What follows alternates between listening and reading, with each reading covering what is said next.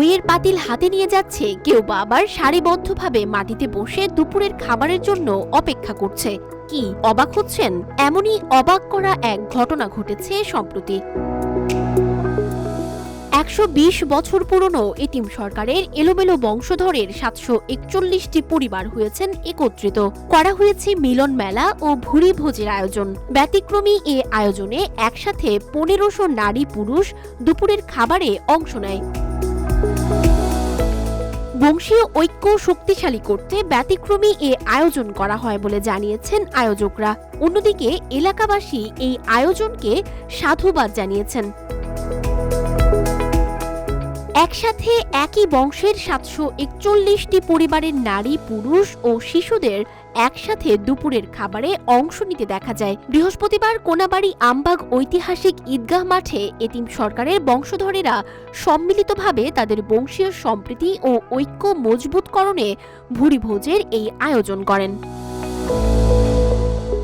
জানা যায়, বিগত প্রায় ১৮০০ শতাব্দীতে এতিম সরকার টাঙ্গাইলের করটিয়া আইশরা গ্রাম থেকে গাজীপুরের কোনাবাড়ী আমবাগ এলাকায় পরিবার নিয়ে বসবাস শুরু করেন।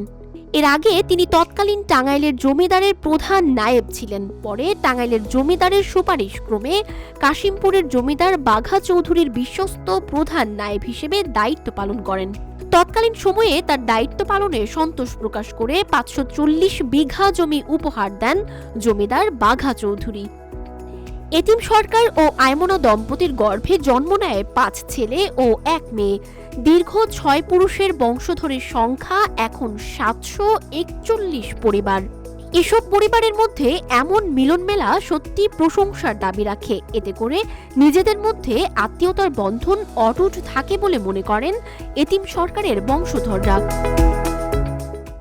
সবার সাথে মিলেমিশে জানি বসবাস করতে পারি, সবার সুখে দুঃখে জানে সবাই শরীক হতে পারি, এই জন্য আজকের এই অনুষ্ঠান।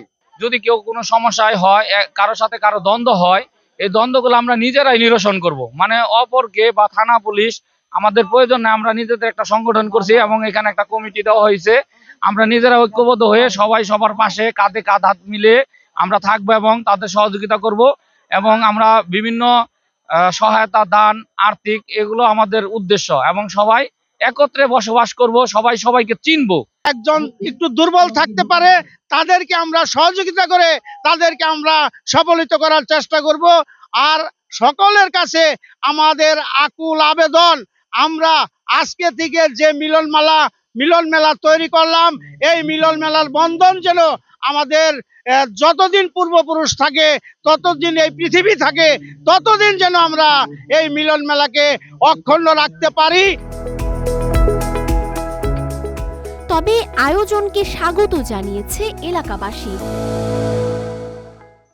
এটা দেখা ইনশাল্লাহ সমাজে অনেকটা পরিবর্তন আসবে।